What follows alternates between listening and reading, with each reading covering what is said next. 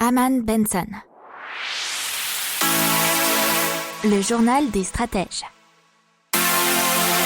Boris Kalt.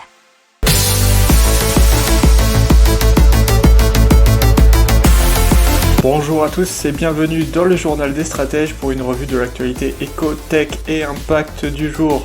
Avec au sommaire aujourd'hui, on va vous parler de 100 000 entreprises qui devraient disparaître en France d'ici 2022, de la BCE et de la vaccination, des emprunts à taux négatif, de l'e-commerce selon l'ONU. Dans la tech, on va vous parler de l'espace avec Share My Space et dans l'impact de la tour Elitis. Vous écoutez le journal des stratèges numéro 101 et ça commence maintenant. Donc en France, malheureusement, il devrait y avoir pas mal de faillites d'ici 2022 et 100 000 entreprises seraient appelées à disparaître selon Jean-Eudes Duménil qui est secrétaire général de la CPME, c'est la Confédération des petites et moyennes entreprises. Il a affirmé que malheureusement autour de 100 000 entreprises seront appelées à disparaître d'ici 2021 ou 2022.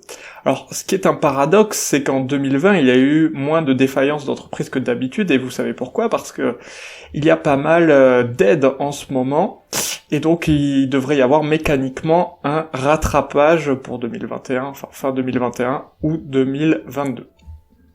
Alors la Banque Centrale Européenne, via son vice-président Luis de Guindos, nous a parlé des effets de la vaccination, puisque en fait Luis de Guindos, donc le vice-président de la Banque Centrale Européenne, nous dit que la Banque Centrale devrait réduire ses mesures de soutien d'urgence lorsque le rythme des vaccinations aura atteint un niveau critique en Europe et que le rebond économique s'accélérera.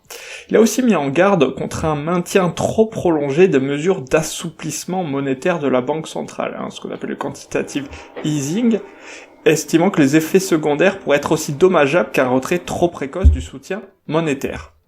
Alors, on va vous parler là des taux négatifs et plus particulièrement des emprunts pour les emprunts immobiliers à taux négatif, et vous savez bien que si vous nous écoutez assez régulièrement ou si vous êtes notamment client d'Harman Benson, vous connaissez notre grand intérêt pour les taux négatifs. Là c'est pour les taux négatifs dans l'immobilier, puisque depuis 2019, vous savez, Jyske Bank, notamment, qui a été la première banque au monde à proposer des hypothèques à taux négatif, donc les emprunts immobiliers, c'est le 3e établissement danois, et il offrait moins 0,5% pour un emprunt à 10 ans.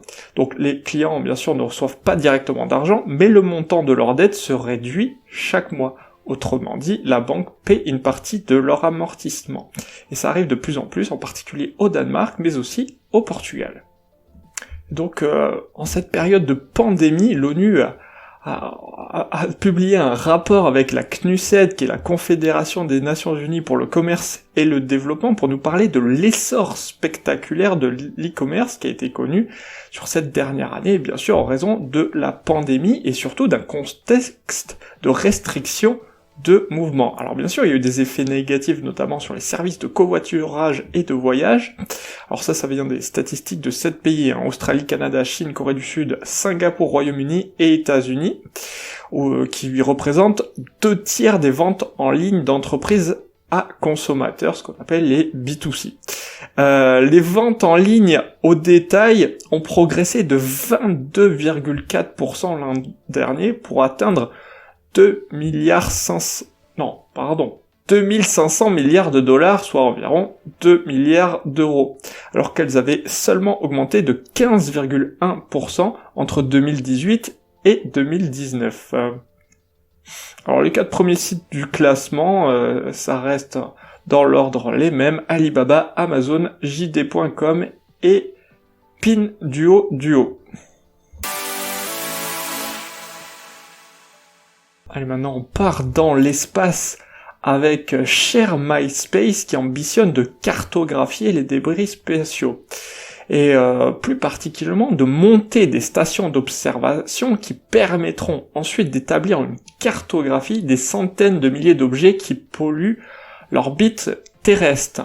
Et pourquoi ? Parce qu'ils sont potentiellement dangereux pour les nombreux satellites en activité. C'est pour ça que il y a la semaine dernière, à Londres, il y a eu une conférence sur le spatial militaire où se trouvait Cher MySpace, et bien entendu, il y avait un gratin international de généraux et de décideurs gouvernementaux qui étaient bien sûr très intéressés par ce projet. Alors pour information, en orbite terrestre, il y aurait à peu près 900 000 objets en perdition.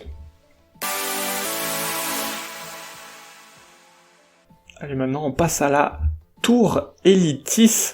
Qu'est-ce que c'est ? C'est un immeuble qui est unique en France, puisqu'en termes d'électricité, ne coûte rien à ses locataires. Pourquoi ? Parce que c'est une tour d'habitation à énergie positive. C'est bien sûr la première en France. Ça veut dire que l'immeuble produit plus d'électricité que ses habitants n'en consomment. Alors elle a été inaugurée en 2018 et elle accueille 63 locataires. Donc l'immeuble couvre 104% des besoins des habitants en énergie. Il y a notamment 400 mètres carrés de surface de panneaux photovoltaïques sur le toit, mais aussi des doubles vitrages renforcés, de larges persiennes aux fenêtres. Tout ce système permet aussi d'économiser de l'énergie, et notamment aussi grâce à une application qui peut être pilotée à distance, qui permet aux locataires de limiter leur consommation. Alors, c'est une première en France, mais apparemment, il va y avoir des petits frères et sœurs, puisque de nouvelles tours à énergie positive vont apparaître prochainement à Dijon, mais aussi à Saint-Étienne. N'oubliez pas de vous abonner au podcast, mais pourquoi pas aussi à notre newsletter La Lettre des Stratèges, qui est gratuite, vous en trouverez dans les infos de l'émission, mais aussi sur notre site internet Aman & Benson Stratégie, rubrique média La Lettre des Stratèges. Voilà, c'est tout pour aujourd'hui, je vous souhaite une excellente journée et je vous dis à demain pour de nouvelles infos. Ciao.